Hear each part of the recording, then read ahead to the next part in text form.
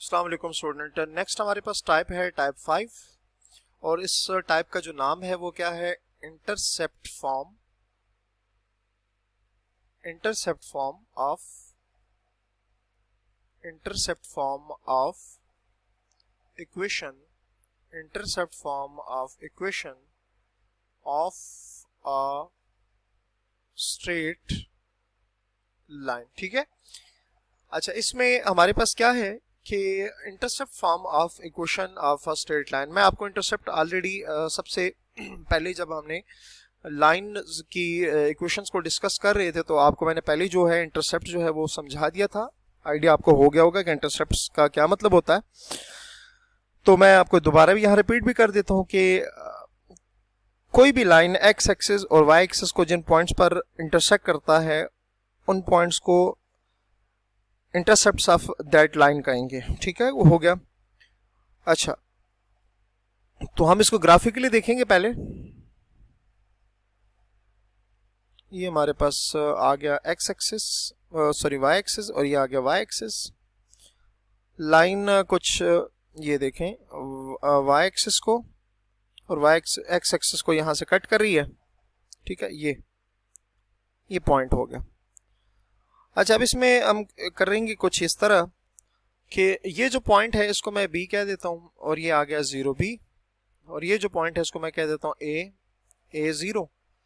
एक पॉइंट मैं और ले लेता हूँ, उसको मैं पी से शो कर देता हूँ एक्स वाई। ठीक है, तो ऐसी एक लाइन जो कि एक्स इंटरसेप्ट और वाई इंटरसेप्ट आपको पता हो, उस केस में उस इक्वेशन जो होती है ना उस लाइन की, वो क्या होती है, x by a plus y by b is equals to 1 की इक्वल होती है। किसकी इक्वल होती है, x by a plus y by b. अच्छा, ए क्या होता है, ए का मतलब होगा वेयर, यहां लिखा जा सकता है वेयर। ए जो होगा हमारे पास वो क्या होगा, A will be equals to X intercept and B will be equals to Y intercept. किसकी इक्वल आ जाएगा, वाई इंटरसेप्ट की इक्वल आ जाएगा। तो अब होगा किस तरह से कि हमें एक लाइन गिवन होगी जो हमें चाहिए होगी, उसका एक्स इंटरसेप्ट और वाई इंटरसेप्ट गिवन होगा। हमने सिंपल क्या करना है, हमने सिंपल उसकी वैल्यूज पुट करके ए और बी की जगह वैल्यूज पुट करके उसकी जो इक्वेशन है वो फाइंड कर लेनी है। तो एग्जांपल हमारे पास आएगी स्टूडेंट। एग्जांपल में है क्या कि लेट्स से मेरे पास है, write down an equation of write down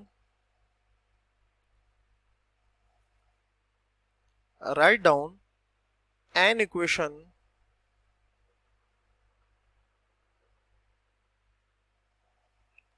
write down an equation of the line which cuts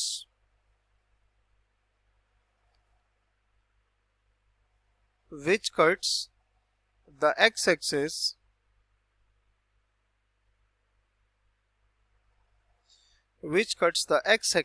at 2 0 and y-axis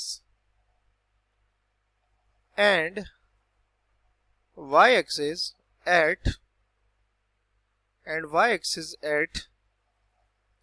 0 -4। ठीक है, वही बात जो अभी आपको मैंने समझाई है कि हमने एक इक्वेशन लिखनी है स्ट्रेट लाइन की, और वो जो लाइन है वो एक्स एक्सिस को 2 0 पर कट कर रही है और वाई एक्सिस को 0 -1 पर जो है वो कट कर रही है। ठीक है, तो आपको पता है ना कि एक्स इंटरसेप्ट जो होता है उसको ए से शो करेंगे और वाई इंटरसेप्ट को जो है उसको हम बी से शो करेंगे। तो हम लिखेंगे as a is equals to 2 and b is equals to -4। Since अब हम वो लिख लेते हैं x by a plus y by b is equals to 1। x a की वैल्यू है 2 प्लस y की वैल्यू एज इट इज आएगी ना, और b जो है वो -4 इज इक्वल्स टू 1। x बाई 2 minus y by 4 is equals to 1। बच्चों इसका एलसीएम लेंगे तो आएगा 4, तो ये आ जाएगा 2x minus y is equals to 1।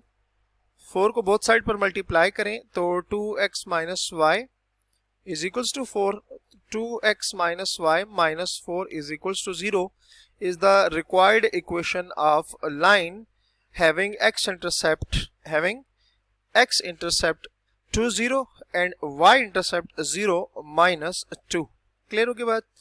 अच्छा जी, अब नेक्स्ट हमारे पास एक और टाइप होती है, बस वो जस्ट हम उसको एग्जांपल भी देखते हैं अगर या फिर हम उसको इसी तरह से। अच्छा 6 है जी, normal form of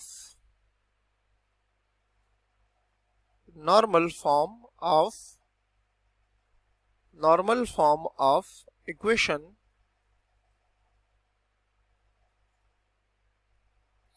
of a straight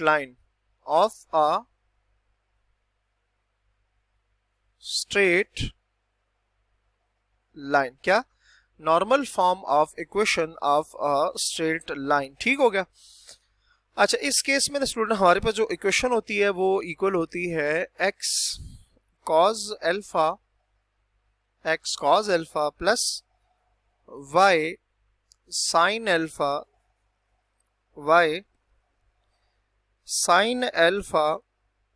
is equals to p के इक्वल होता है। अच्छा, इसको हम जरा ग्राफिकली भी देख लेते हैं। ये हमारे पास आ गया स्टूडेंट y एक्सिस, ये आ गया x एक्सिस। ठीक है, एक हमारे पास ये लाइन आ जाएगी, ये हमारे पास एक लाइन आ गई है। अच्छा, इस लाइन के ऊपर हमने एक पॉइंट ले लेना है। लेट्स से ये मैंने पॉइंट ले लिया P, इस को मैं कैपिटल P से शो कर देता हूँ। ये एक्स वाई आ गया। अच्छा, इसके ऊपर मैं एक परपेंडिकुलर ड्रॉ करूंगा ओरिजिन से। ये ओरिजिन से मैं इसके ऊपर एक परपेंडिकुलर ड्रॉ करूंगा। ठीक है, और स्टूडेंट आपको परपेंडिकुलर का तो पता ही है कि 90 का एंगल बनेगा, तो इसका मतलब ये होगा कि परपेंडिकुलर मतलब यहाँ पर भी 90 का एंगल बनेगा ये, और ये जो है ये भी 90 का एंगल बनेगा। ठीक है, अच्छा, और ये जो परपेंडिकुलर है ना, ये इधर जो है एक्स एक्सिस के साथ एंगल अल्फा बना रहा है, और इस परपेंडिकुलर, ये जो मैंने परपेंडिकुलर की बात की है स्टूडेंट, तो ये जो परपेंडिकुलर है हमारे पास, इस परपेंडिकुलर की जो लेंथ है ना, ये जो परपेंडिकुलर हमने ड्रा किया है, इसकी जो लेंथ है इसको मैं शो कर देता हूँ स्मॉल p से। किससे शो कर देता हूँ? स्मॉल p से। ठीक हो गया? तो आप सिंपल क्या करेंगे, आपने इस लेंथ यहाँ पुट करनी, p अल्फा आपको गिवन है, उसका साइन लेना है, और ये सारे कुछ। तो इस तरह के हमारे पास क्या होता है, एक जो इक्वेशन आएगी जिसके ऊपर एक परपेंडिकुलर ड्रॉ किया जाएगा, तो उसकी जो इक्वेशन होगी वो हम इस तरह से फाइंड कर सकते हैं। तो उम्मीद है आपको यहाँ तक समझ आ गई होगी। अपना बहुत सारा ख्याल रखिएगा। अल्लाह हाफिज।